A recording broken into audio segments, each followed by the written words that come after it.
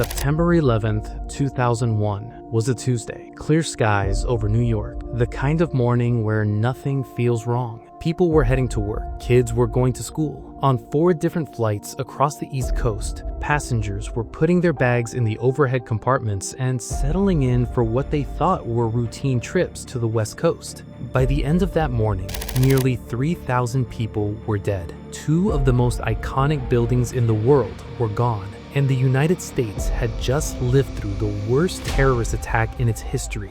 This is the story of what happened that day, who planned it, how they did it, and what it changed. But to really understand it, we have to go back a few years, because this didn't just happen overnight. A hatred that had been building for years. The attacks were planned and carried out by Al-Qaeda, a terrorist organization founded in 1988 by Osama bin Laden. Osama bin Laden didn't grow up poor or oppressed. He was born into one of the wealthiest families in Saudi Arabia. His father was a Yemeni-born billionaire based in Saudi Arabia with close ties to the Saudi royal family. Bin Laden had money, education, connections, everything. But in the 1980s, he went to Afghanistan to support fighters pushing back against the Soviet invasion.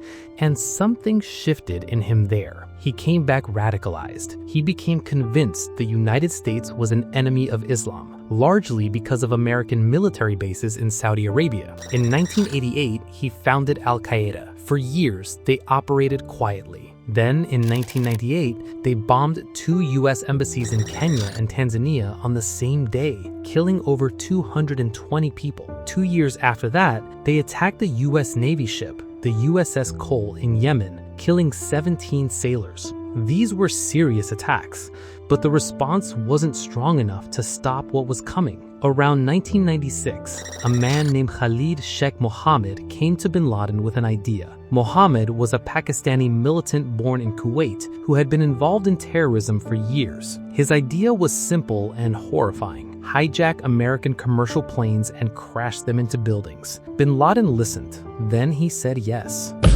Hiding in simple sight. Al-Qaeda selected 19 men for the operation, split into 4 teams, 1 for each plane. The man leading the whole operation on the ground was Mohammed Atta, a 33-year-old Egyptian who had studied in Hamburg, Germany. Quiet, focused, completely unremarkable to anyone who saw him. From 2000 onward, the hijackers came into the United States on legal visas. Some enrolled in flight schools in Florida and Arizona. They weren't training to be pilots. They just needed to know how to steer a plane in one direction. They rented apartments, went to the gym, lived among regular people. Nobody noticed anything. And here's the part that's hard to sit with even today. American intelligence already knew about 2 of them. Nawaf al-Hazmi and Khalid al-Mithhar had been flagged as Al-Qaeda operatives as far back as January 2000. The CIA had their names, but they never passed that information to the FBI. That one failure,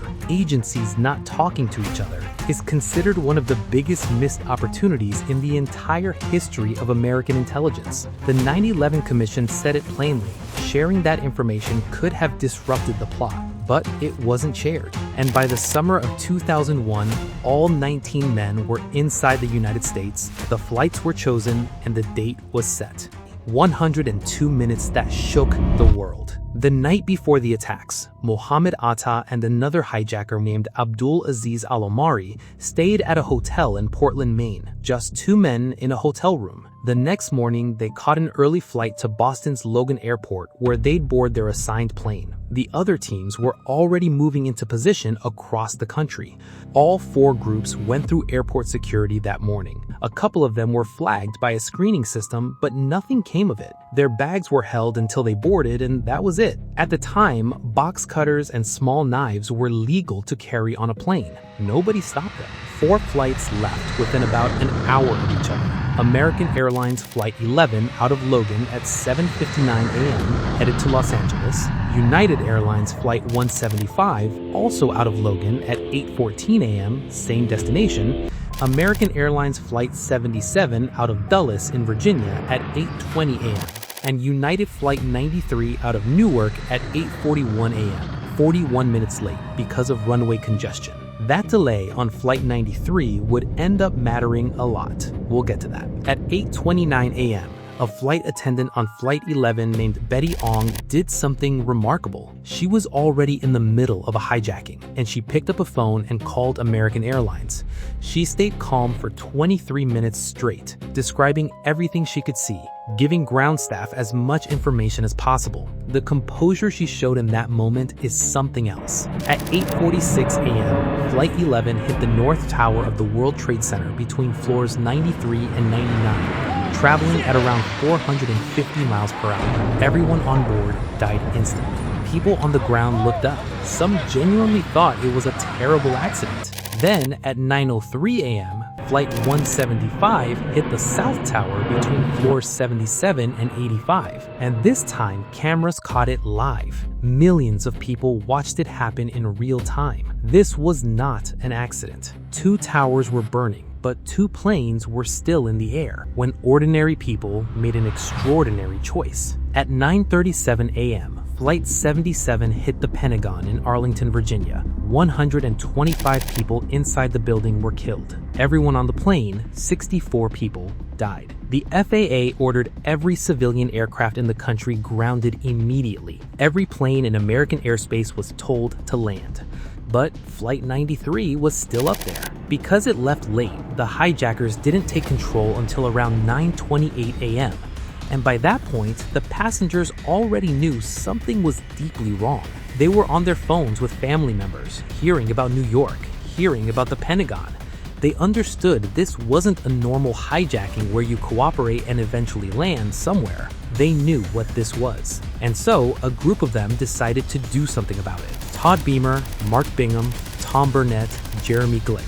They talked to each other at the back of the plane and agreed to try to take the cockpit back. Todd Beamer was on the line with a phone operator named Lisa Jefferson. Before he moved, she heard him say to the others, "Are you guys ready? Let's roll." They rushed toward the cockpit. The hijackers responded by throwing the plane around, rolling it, pitching it up and down. The voice recorder captured the sounds of what was happening. At 10:03 a.m., the plane went down into a field near Shanksville, Pennsylvania. Everyone on board was killed. But the plane never reached its target, which is believed to have been either the Capitol or the White House. Those passengers, in the worst possible moment, made a choice that saved lives on the ground. That part of the story doesn't get talked about enough.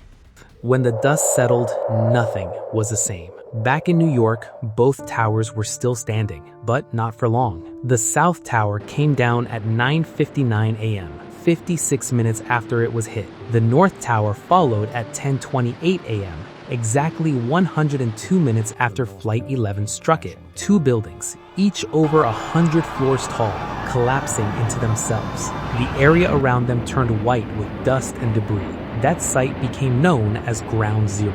When everything settled, the numbers were staggering. 2,977 people killed, not counting the 19 hijackers. 2,753 at the World Trade Center, among them 343 firefighters and 72 law enforcement officers who went into those buildings when everyone else was running out. 227 on the 4 planes, victims from 90 countries. And the deaths didn't end that day. Over the years that followed, thousands of first responders who worked at Ground Zero developed cancers and serious illnesses from the toxic conditions at the site. Many of them have since died. The 9/11 Victim Compensation Fund was created to support them, and it's still operating today. As for Osama bin Laden, he disappeared after the attacks. For almost 10 years, he moved carefully through remote parts of Afghanistan and Pakistan, communicating only through trusted couriers so he couldn't be traced. The entire American intelligence apparatus was looking for him. On May 2, 2011, U.S. Navy SEALs raided a compound in Abbottabad, Pakistan, and found him. He was killed that night. He was 54 years old. His body was buried at sea so that no grave could ever become a gathering place for his followers. The attacks changed almost everything. The U.S. invaded Afghanistan in October 2001. The Department of Homeland Security was created. The Patriot Act was passed. Airport security was completely rebuilt from scratch. The world you move through today, the lines, the screenings, the policies, a huge amount of that traces back to one morning in September 2001. Most people know how 9/11 ended. Very few know the full story behind events like this. The next video dives into another real event, stranger than fiction.